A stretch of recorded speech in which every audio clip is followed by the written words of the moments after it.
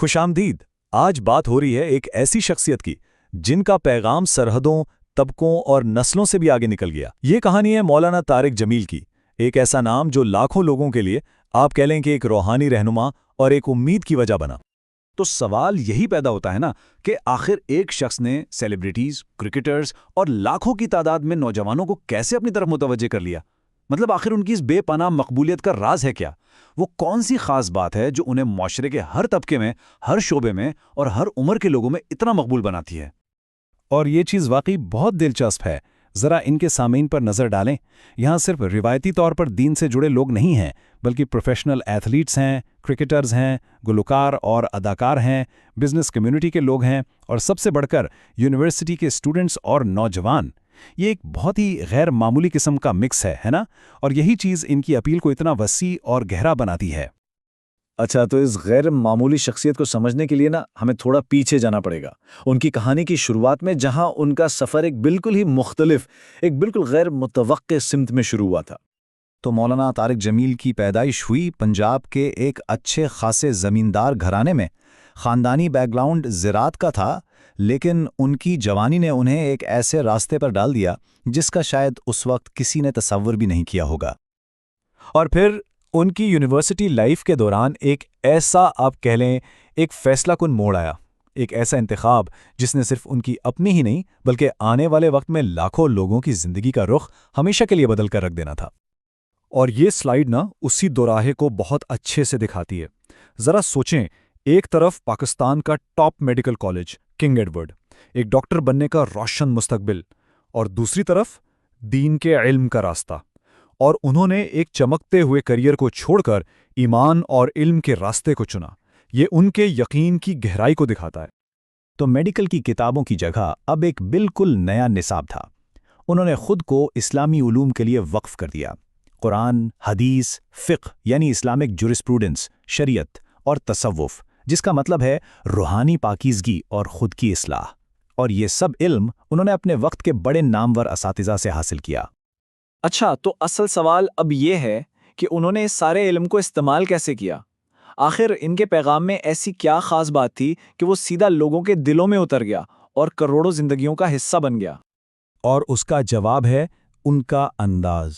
उनकी कामयाबी का सबसे बड़ा राज उनकी सादगी में था। वो कोई मुश्किल पेचीदा इल्मी बहसें नहीं करते थे, बल्कि बिल्कुल सादा ज़बान, नरम लहजा और ऐसी मिसालें जो सीधी रोज़मर्रा की ज़िंदगी से आती थीं।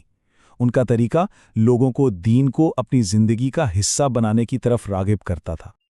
और उनकी तबलीग के जो बुनियादी मौज़ूआत थे ना, वो हमेशा इस्लामी अखलाकियात, खुद की इस्लाह, मोहब्बत और भाईचारा और अमन और रवादारी पर होते थे।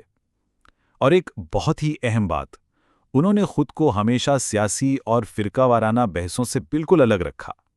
और शायद यही वजह है कि हर सोच, हर तबके के लोग उनसे जुड़े हुए महसूस करते हैं। तो ये जो सादा और मोहब्बत भरा पैगाम था, ये जल्द ही मुकामी सतह से निकलकर पूरी दुनिया में फैलना शुरू हो गया। और देखते ही देखते वो एक मुकामी मुबल्लिग से एक बैनुल अक़वामी बाअसर शख्सियत बन गए।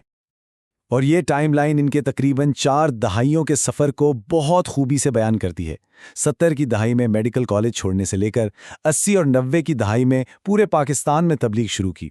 फिर 2000 की दहाई में बैनुल अक़वामी दौरे शुरू हुए, और फिर 2010 के बाद तो यूट्यूब के ज़रिए वो एक ग्लोबल फिनोमेना बन गए। एक नौजवान के एक ज़ाती फ़ैसले से लेकर आलमी सतह पर करोड़ों लोगों पर असर डालने तक का ये एक लंबा सफ़र है। और इसमें इंटरनेट और ख़ास तौर पर यूट्यूब ने एक बहुत बड़ा किरदार अदा किया। इसने, आप कह लें कि उनके खुतबात को मकामी मस्जिदों से उठाकर सीधा दुनिया भर की लाखों स्क्रीनों तक पहुंचा दिया। मतलब टेक्नोलॉजी ने उनकी आवाज़ को हर घर, हर मोबाइल तक पहुंचा दिया, जिसने उनकी आलमी मकबूलियत में एक बहुत अहम किरदार अदा किया। और उनका काम सिर्फ तबलीग या बयानात तक ही महदूद नहीं रहा। उन्होंने अपने पैगाम को अमली शक्ल भी दी। तालीम, सेहत और समाजी बहबूद के कामों के लिए एक फाउंडेशन कायम की ताकि लोगों की मदद भी की जा सके।